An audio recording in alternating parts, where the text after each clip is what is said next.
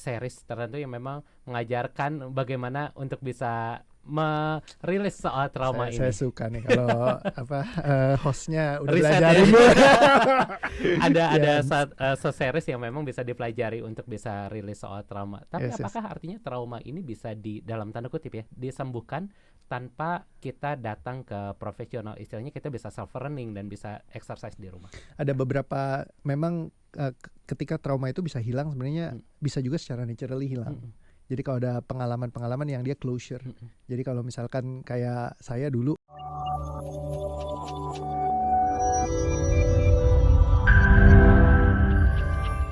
Kali ini kita masih membahas soal fakta versus mitos dari sebuah trauma. Ada beberapa orang yang ngomong kalau trauma ini bisa diturunkan. Jadi orang tuanya misalnya trauma takut pada kucing, anaknya juga biasanya akan ikutan takut pada kucing. Ini benar nggak sih Coach kalau trauma ini bisa menurun secara genetik? Oke. Yang menarik kalau misalkan penelitiannya di luar sih yang disampaikan itu sebenarnya kalau bayi lahir itu dia takutnya terhadap dua hal. Yang satu ketinggian, sama satu lagi itu jadi takut jatuh ya. Satu lagi itu takutnya suara yang kencang. Kayak gitu. Nah sisanya itu boleh dibilang kayak trauma bawaan dari keluarga karena proses yang di lingkungannya. Jadi kayak satu nature, yang ini nurture-nya. Nah ada kalau yang menarik itu kalau dilihat di YouTube tuh ada yang video bayi dan ular. Oh iya. Nah, jadi kayak ularnya dikasih lewat gede banget gitu, yang orang dewasa pada ketakutan. Bayinya santai. Bayinya santai banget. Nah malah ada satu bayi yang dia asik main gitu ya, terus tiba-tiba ularnya datang, ularnya digigit sama dia.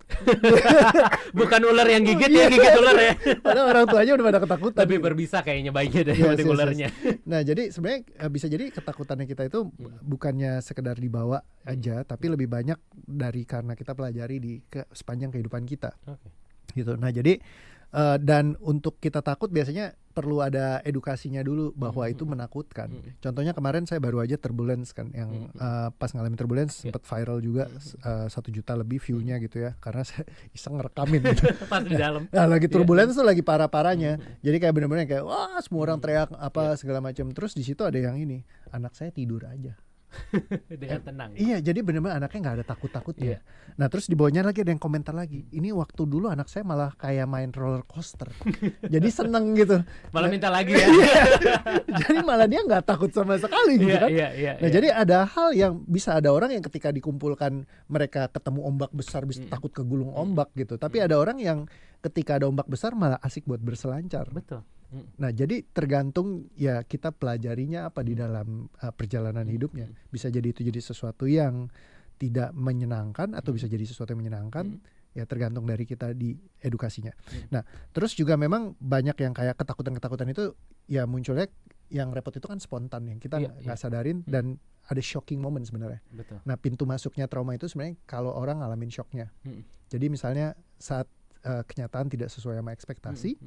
Nah jadi shocking momennya muncul, shocking momennya yang kerekam di dalam tubuh.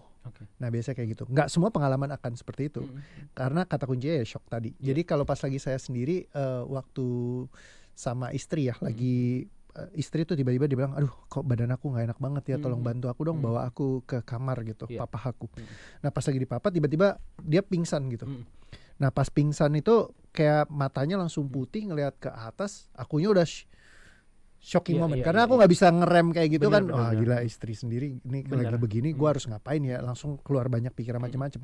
Nah saat itu aku coba menenangkan diri yang kayak oke, tenang lah, stay cool gitu, kita bisa lewatin ini gitu ya, kayak gue harus ngapain ya.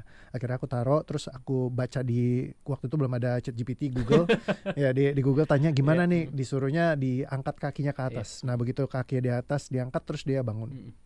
Nah mulai dari hari itu setiap malam tuh begitu ada bunyi kayak barang dia naruh barang segala macam gitu, langsung kebangun.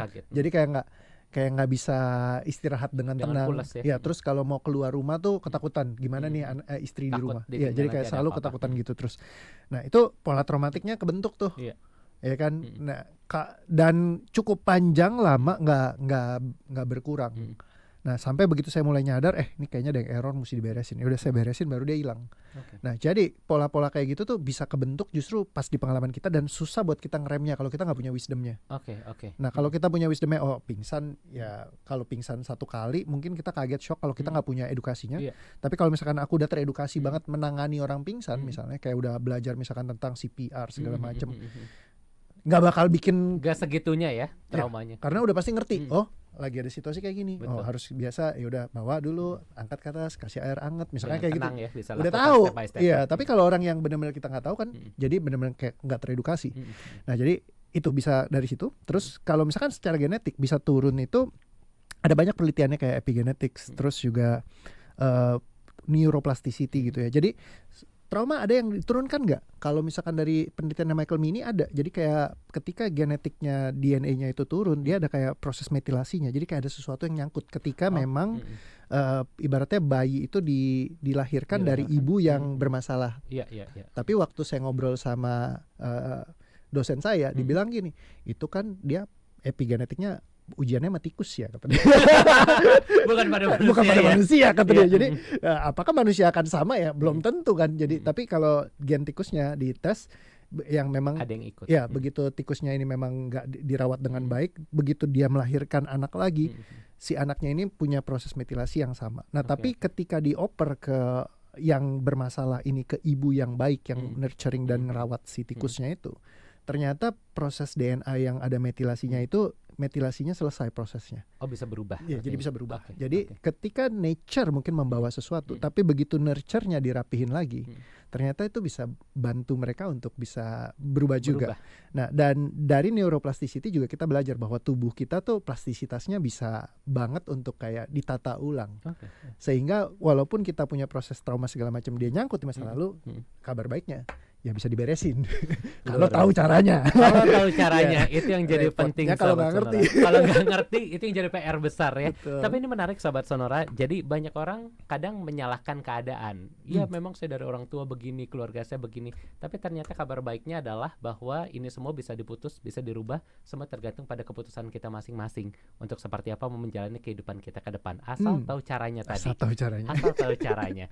Nah, Coach, ini kan untuk tahu caranya. Yeah. Ini juga menjadi satu PR tersendiri. Yes. Sempat lihat di TikTok Coach Reo, Yeah. ini ada series tertentu yang memang mengajarkan bagaimana untuk bisa merilis soal trauma ini. Saya suka nih kalau hostnya udah Riset belajarin. ada series yang memang bisa dipelajari untuk bisa rilis soal trauma. Tapi Yes. apakah artinya trauma ini bisa dalam tanda kutip ya, disembuhkan tanpa kita datang ke profesional? Istilahnya kita bisa self learning dan bisa exercise di rumah. Ada beberapa memang ketika trauma itu bisa hilang sebenarnya, bisa juga secara naturally hilang. Jadi kalau ada pengalaman-pengalaman yang dia closure. Jadi kalau misalkan kayak saya dulu, saya pernah ada problem di fisiosomatik ya. Jadi kayak ketika saya tuh selalu berdeham. Jadi kalau misalkan lagi ngomong gini kayak Oh iya. jadi ada orang yang kayak gitu kan. Betul, sering ya kadang-kadang kan ya. Saya itu ada DPM-nya, dehem per menit.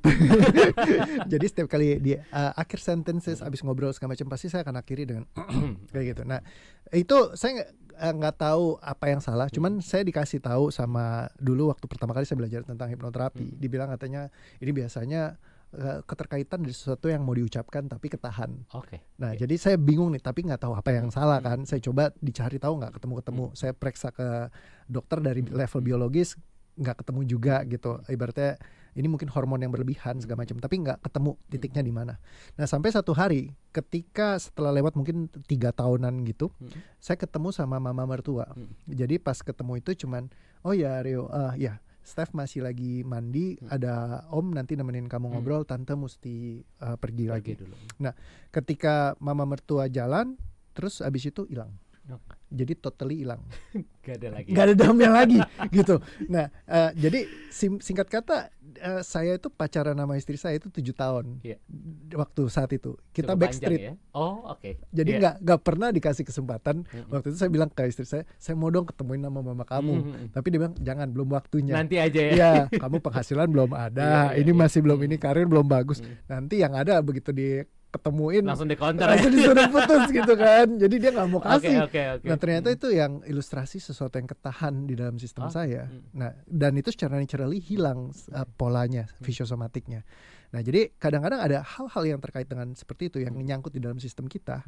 Nah itu bisa bikin sampai ke level fisiknya kita juga. Nah dan ketika itu kan secara natural, cuman pertanyaannya berapa banyak natural closure trauma yang bisa terjadi dalam sistem kita.